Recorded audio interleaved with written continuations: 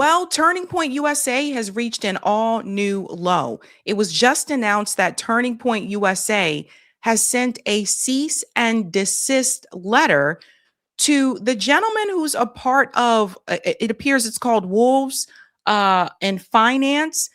Does everybody remember this guy? I'll show you his face here in just a second. Remember him? He was the one that went to the address that apparently, I guess, was listed on TPUSA's tax forms for one of their locations. And he went there and it was a shopping plaza. So he walked around to try to find that exact address. And apparently there was no TPUSA organization there. Remember this guy? He was the one that said, "What is going on?" Remember that? Okay. Well, I saw this just last night. Apparently, he has received a cease and desist letter from Turning Point USA. And it's wild because I look at it like this. I feel like this actually makes them look worse. If you're not doing anything wrong, why do you need him to cease and desist if you're not doing anything wrong? Like, what is the issue here? The way that they are moving and have been moving since the assassination of Charlie Kirk has been very, very suspect. And I say this is someone who is not conservative. I say this is someone who has not supported Turning Point USA ever. But I do support people looking to the money, people looking into the money, the funds, and how things are being used.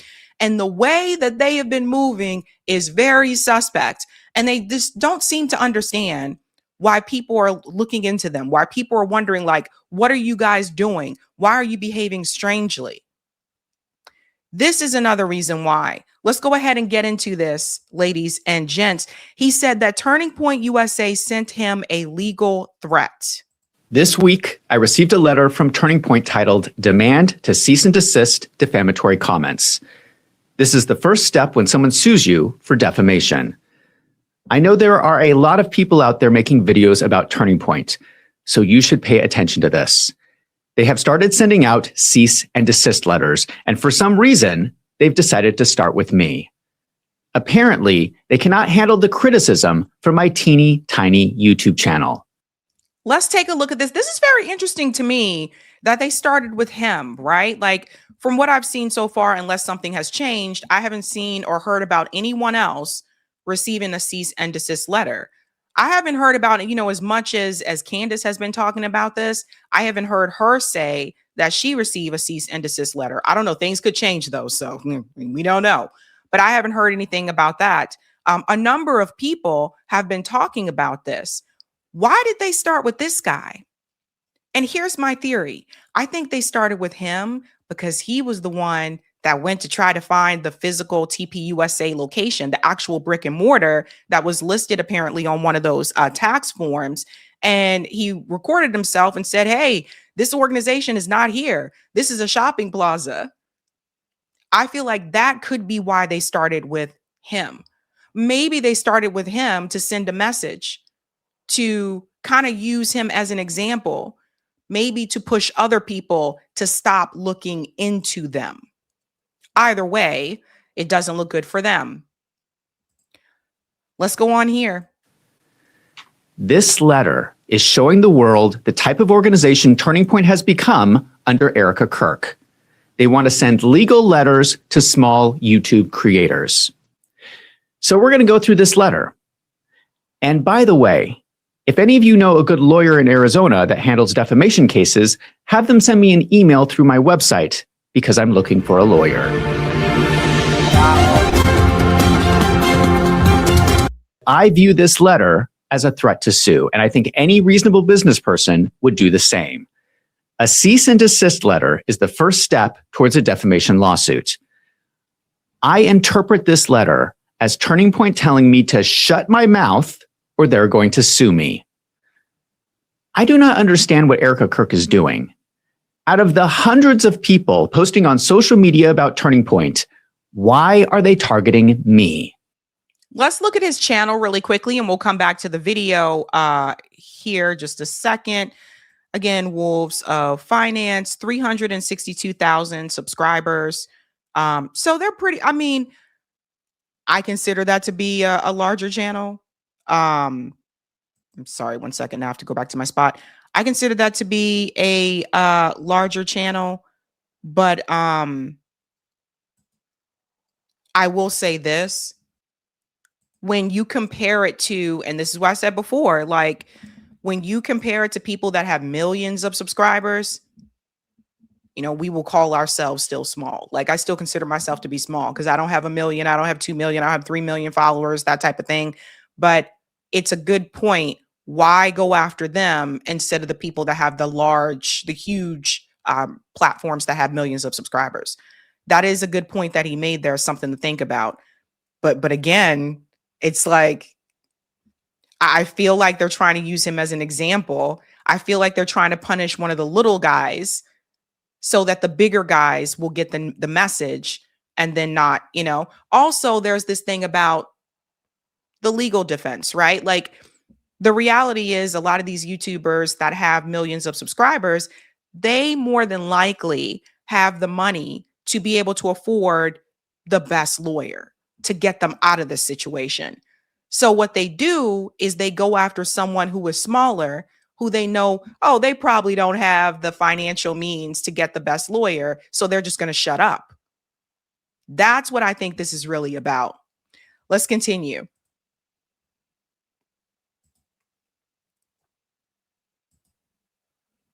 Understand what Erica Kirk is doing. Out of the hundreds of people posting on social media about Turning Point, why are they targeting me? Why are they so worried about what I am saying that they're sending me legal letters? I am one of the smallest YouTube channels in my market segment. Who do they think I am?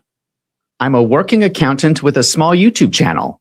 I have no money. I have no power. I have no influence. I don't know how much money they think they're going to get from suing me. All I have is the truth. And I'm not going to stop speaking the truth because Erica Kirk doesn't like it. And that's the point. That's what I'm saying. They know that he doesn't have millions and millions of dollars to be able to pay for and hire the best lawyer that can get him out of this. They know that. So they go after the little people who they know can't afford to do it so that they'll just be quiet. And that'll send a message, hopefully, to those that are larger creators. So that's the thing. They really want to hurt him financially. I don't even know this guy, but I saw his video when he was like, what is going on? And he went to that address and it just Turning Point USA building wasn't there. But the reality is this is someone who apparently, it sounds like still has a full-time job because he said that he's an accountant. So it sounds like he's still working. And this is something that he may do like on the side. They're going after the little guy, right? What does that tell you about Turning Point USA? Interesting. The one good thing about a lawsuit is that everything will be out in the open, and Turning Point will quickly find out that I have nothing to hide. The letter came from a lawyer named Paul Edgard Harold from South Bend, Indiana. It seems like this is Turning Point's lawyer. I looked him up, and I cannot find that he has been admitted to the State Bar of Arizona in order to practice law in Arizona, so I'm not exactly sure how he's going to sue me in Arizona, but maybe he's working with other lawyers. In the letter, they order me to, please confirm that you will publicly correct your false statements immediately. This is not what I was going to talk about this week, but Turning Point is demanding that I communicate their statements publicly. So here we go. They include a whole list of statements they claim are false that I have made in my videos about Turning Point. Now, I'm not interested in spreading false information. So I'm glad that Turning Point reached out to me because if I said something wrong, I am happy to correct it. So let us go through the statements where they have a problem. And you're going to want to hear this because some of these are wild. On November 16th, I posted a video called Bombshell, Did Turning Point USA Commit Fraud? They say these are false claims. Charlie Kirk ordered a Doe-style audit that was never conducted. Here is my first problem with this letter. They do not include the actual quote that I said in the video. This is a paraphrased statement of what I said, and they are saying that the paraphrased statement is a lie. You have to tell me exactly what I said that was supposedly a lie. And they do this through the whole letter. So my request to this lawyer in future letters, because I'm assuming there's going to be more, please include the actual quote that I said so that I can respond to your accusation. But I'm going to at least Okay, so this is a problem. So do you see they're really reaching, guys, right? So if you're going after someone for defamation, you have to use the words that they actually use. You can't paraphrase it, which essentially it seems like that's what they're doing. And that just goes to show you their desperation. This is where we're at now, folks. This is wild. It gets crazier though. I don't know why this one try to interpret what they're saying. I spoke in my video about a memo that Charlie Kirk wrote 8 days before he was murdered.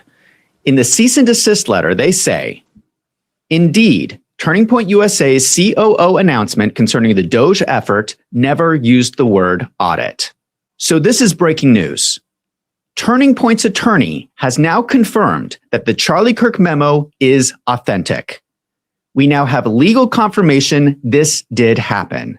It seems like their problem with my video is that I called it a Doge audit, when in the memo it is written as Doge effort.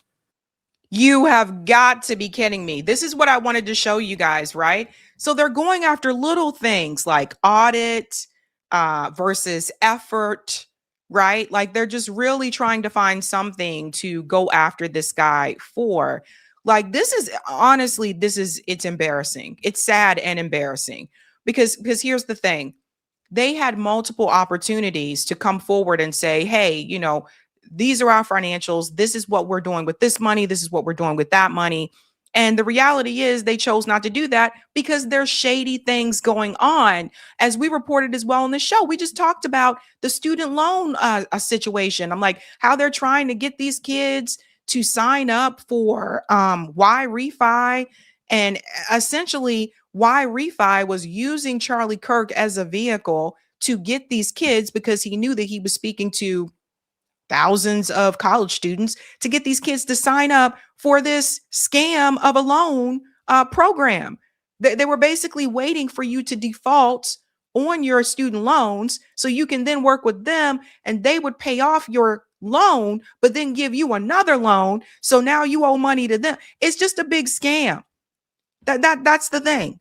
So it seemed like the essential mission that Charlie Kirk had for Turning Point USA, it got away from that once big money interest became involved. And this is the warning I give about big money.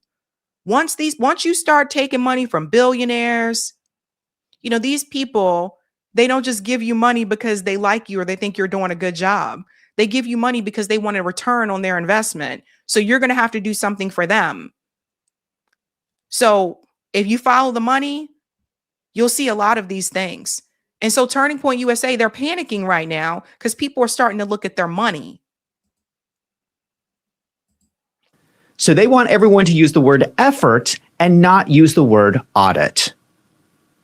This letter is seriously hurting my head. Whatever word you use, the memo is clearly talking about an evaluation of Turning Point. But we cannot use the word audit. We have to call it an effort or they are going to sue you. The letter goes on to say, the announcement makes clear that Turning Point USA was doing what it has always pledged to donors, ensuring it was being efficient with its funds and time and making changes to foster greater efficiencies. Moreover, Turning Point USA hires a third-party audit firm to conduct an audit every year. This is all just their opinion. This is how they are interpreting Charlie Kirk's memo. They think that Charlie Kirk wrote this memo, and they think it means that they do not have to do anything. How convenient. They think that Charlie Kirk wrote a memo just to tell people to keep doing business as usual. And because he's no longer alive, it's not like he can come forward and say, no, this is what you need to do.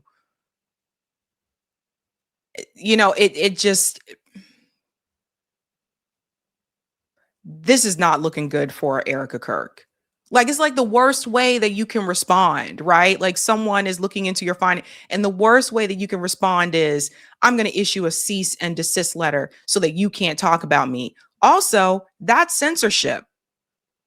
Do you guys think that's something that Charlie Kirk would have approved of or would have agreed with, considering he welcomed people from different sides to debate ideas? Again, I didn't agree with Charlie Kirk's message, but I don't see that this is something that he would have approved of, censoring people. This is essentially what this is. The cease and desist is basically just a way to censor someone, to shut them up, to tell them to be quiet, instead of just having this conversation, this debate back and forth. Crazy stuff. Well, my opinion, and the opinion of many other people, was that Charlie Kirk's memo meant something different. This is not a statement of fact, it is an opinion. This is another problem I have with this letter. Most of the statements they mention are opinions, just like this one. If you are going to accuse me of defamatory statements, they need to be facts, not opinions. If I have a fact wrong, let me know and I will happily correct it. But I will not change my opinion of this memo to whatever you want. But since it is so important for Turning Point, I have no problem with specifying that Charlie Kirk's memo used the words Doge effort, not Doge audit. The next statement is, someone at Turning Point decided not to file 990 forms. At the time I made that video, those forms were not publicly posted. Those forms were posted after I made that video, and I have already made a correction about that. The next statement is, in 2023, $650,000 may have been funneled from Turning Point USA through Turning Point Action to Turning Point PAC to evade campaign finance restrictions. They are referencing this chart from my video. They claim money actually went from Turning Point Action to Turning Point USA as a reimbursement for event expense. There was nothing nefarious about that transfer. I'm not sure they are contradicting what I am saying. According to their own statement, Turning Point USA used their own donor funds to pay for an event on behalf of Turning Point Action, freeing up Turning Point Action funds, which they then transferred to Turning Point PAC. They are saying that later, Turning Point Action reimbursed Turning Point USA for that event. But that doesn't change what I was saying. Additionally, in my video, I specifically said, again, this is not necessarily illegal if they structure their transactions correctly and utilize campaign finance loopholes, but it certainly looks unethical. That is my opinion. This money did move between the organizations. I'm allowed to have my opinion. And this is something I think we really need to focus on as well. You know, Kim Iverson talked about this not too long ago, about defamation and in regards to, she was talking about Tim Pool at that time. But this is something that we need to pay close attention to, right? Which is that people are allowed to have an opinion. People are allowed to say, this is what I believe. This is what I think. But the chart that he showed you isn't any different from what he said before. TPUSA basically reiterated what he previously said. I'm really confused too. When I first saw this video, I was like, I'm confused. I don't understand what what the cease and desist is actually about. I feel like they're grasping at straws here because they just don't want people looking into their money. And that's really what it's about. Once you start looking at the money, people start, those types of things. But people can have an opinion. And so is this where we're moving now as a society, where people can't have an opinion? Where people can't tell you what they really think, what they really believe? That's dangerous. Wild, man, wild. On November 30th, I posted a video called Explosive, More Fraud at Turning Point USA. They say these are false claims. There was more fraud at Turning Point USA. I assume they are referring to the title of the video here. They, of course, are saying that there is no fraud at Turning Point USA. The content of the video is me going over the evidence of fraud and sharing my opinion. Now, technically, a true statement would be that no one has been convicted of fraud at Turning Point USA, but whether fraud is going on right now is an opinion. This is what happens in every criminal court case. Both sides look at the facts. One side gives their opinion that they are innocent. The other side gives their opinion that they are guilty. That part right there. So essentially, they are telling him that he cannot have an opinion. That's essentially what they're saying. Actually, the reality is, if they had it their way, they don't want people talking about this at all. They don't want you looking into them. They just want you to pretend none of these things are going on. And this is where we're at now, ladies and gentlemen. This is insane. It's crazy. And people want to get to the bottom of things. I have noticed, particularly starting more so last year, people want the truth. People are curious about what is the information that is being hidden. People want to know the truth, if anything. And for an organization that says that they are so Christian and godlike and care about these values, they don't seem to want to get down to the truth. They don't seem to want you to know the truth. They are just as corrupt as the people that they point fingers at and say that they're corrupt. And this is what I've been saying before, guys. They have managed, not just Turning Point USA, but the powers that be, they have managed to find a way to keep people on the left and the right from coming together on certain issues by pointing fingers at each other, right? The left points fingers at the right and say, you guys hate women and kids or not kids, but women and woman's right to choose and all these other things. The right points fingers at the left and says, you guys are commies and you want everything to be free, right? But you know what is not being called out enough? The corruption and the truth that has been hidden from all of us, regardless if you're on the left or the right. I think more people have seen that now with Epstein files. More people are starting to see, wait a minute, this is not a left-right issue. This is a corruption issue. And top elite people don't want the truth to get out. But as long as they keep us yelling at each other, we're not paying attention to those things.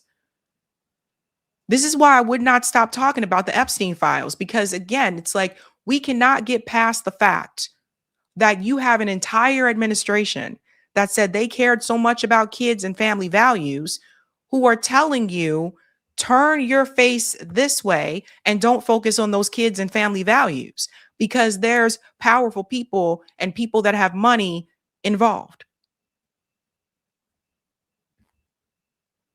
So Turning Point USA, they just don't want the truth coming out.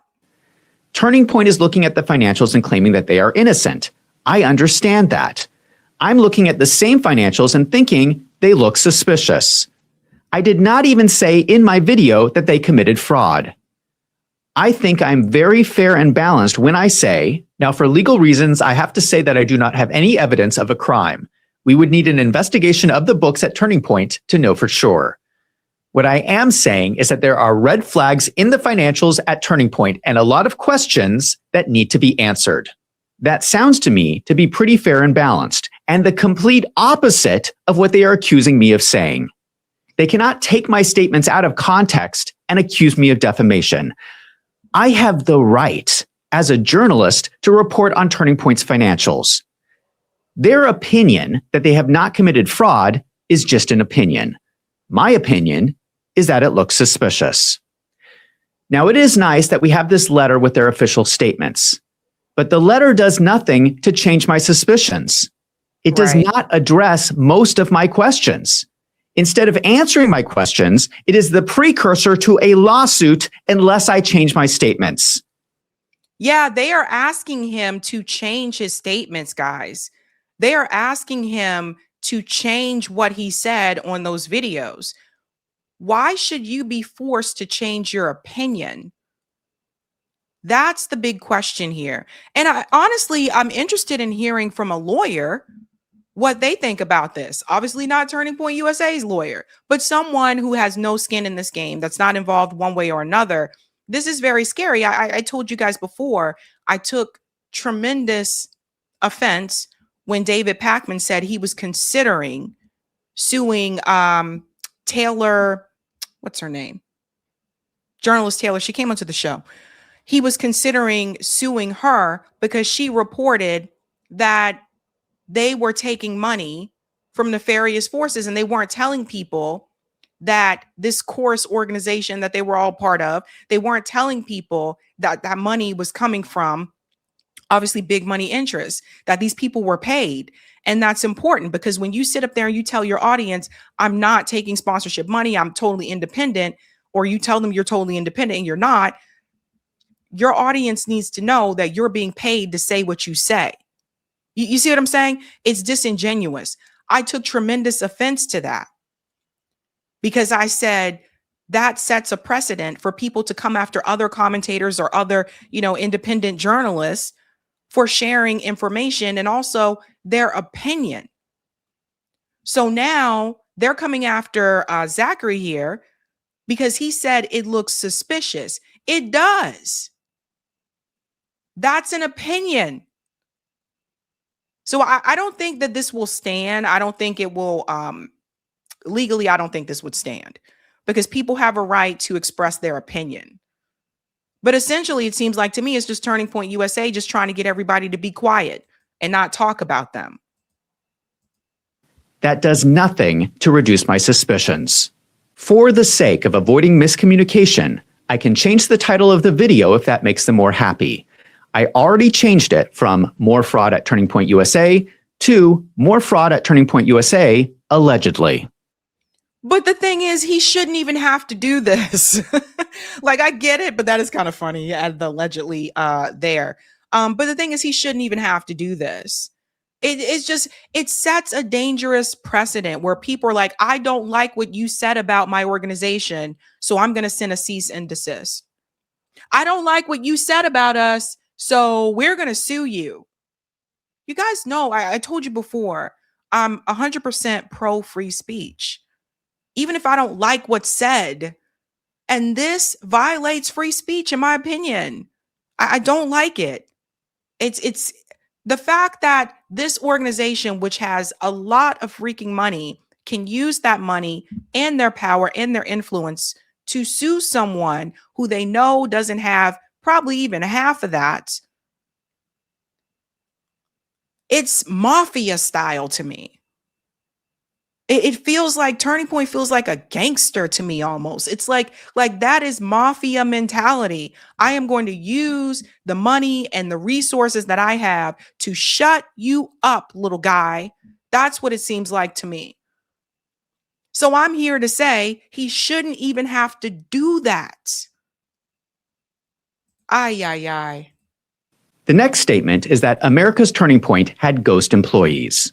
The letter explains, America's Turning Point had 80 employees in FY23 and 108 in FY24. There was, however, an inadvertent error in America's Turning Point filing, which failed to note these employees, and America's Turning Point is in the process of rectifying that inadvertent error. So I was right. There was something wrong. They did put incorrect information on the 990 form. There were missing employees they were not reporting. They have confirmed it. And just to be clear, this was not some minor mistake. This was around 80 employees that were somehow missing.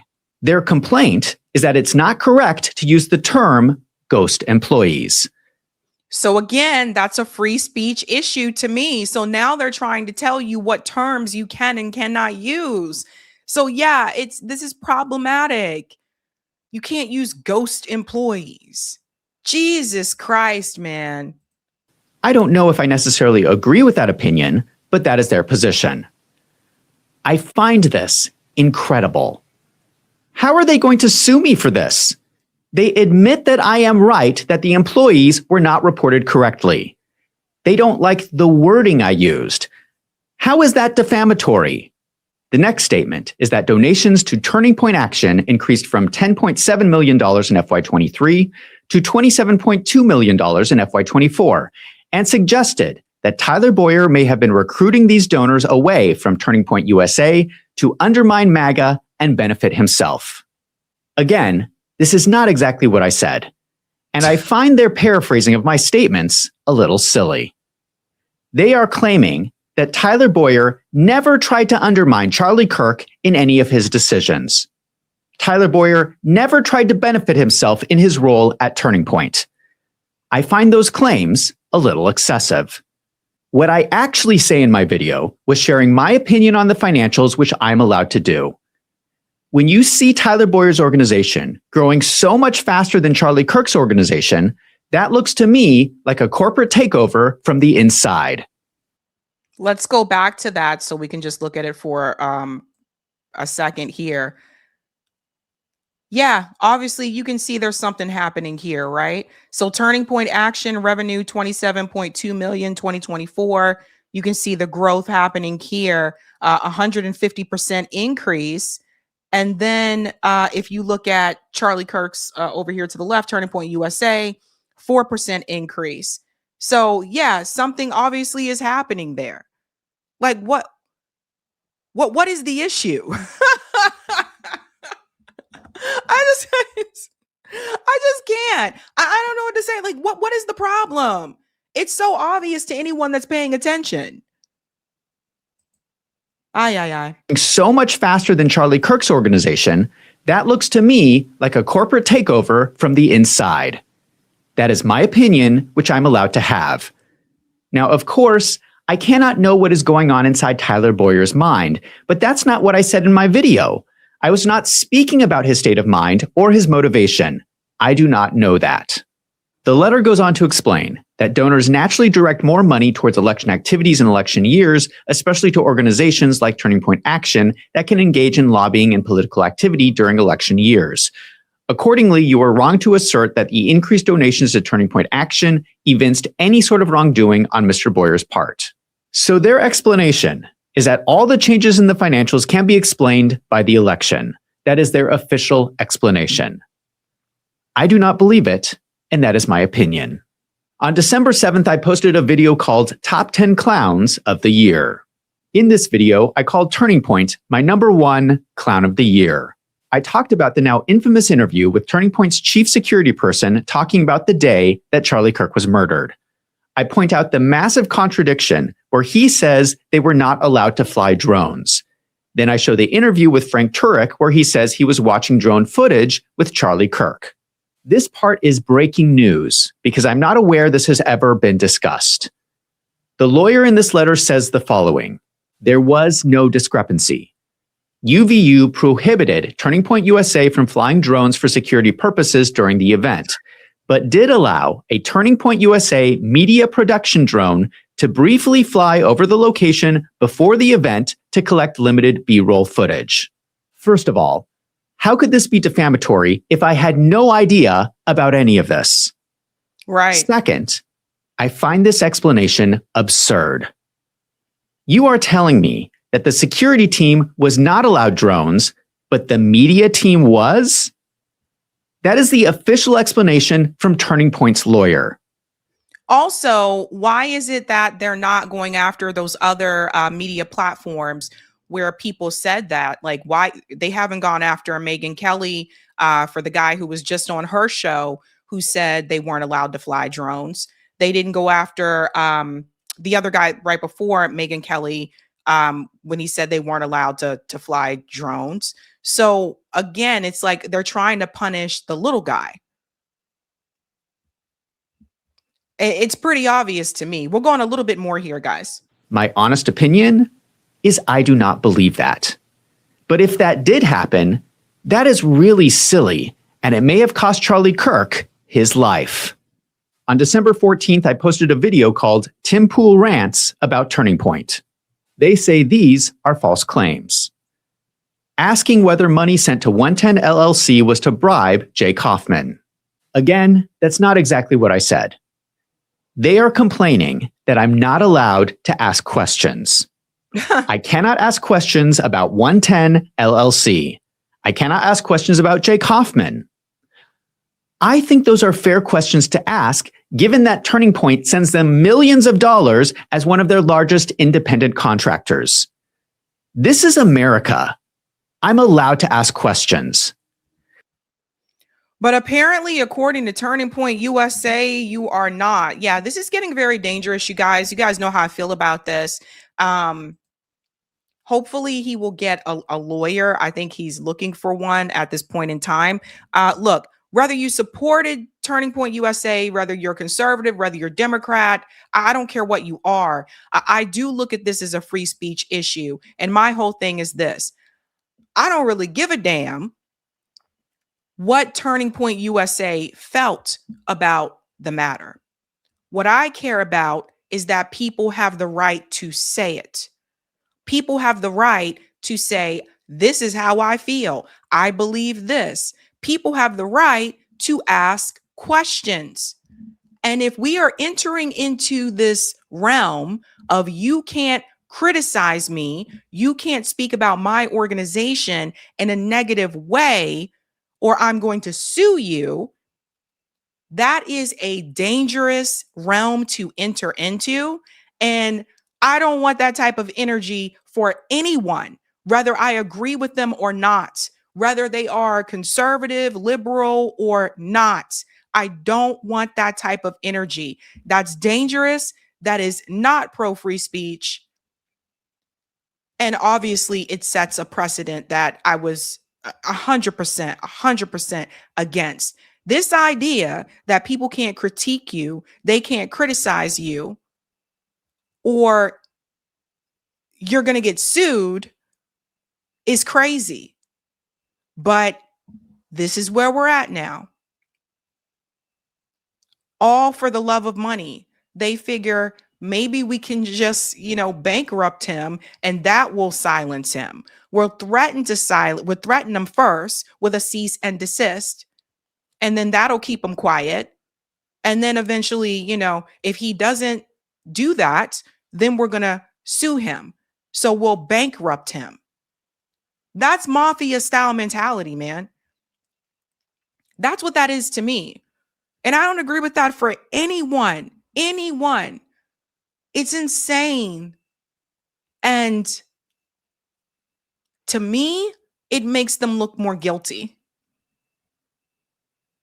I think it makes them look worse, not better.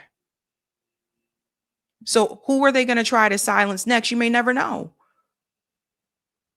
But what is really crummy and dirty about this is they went after someone that was smaller.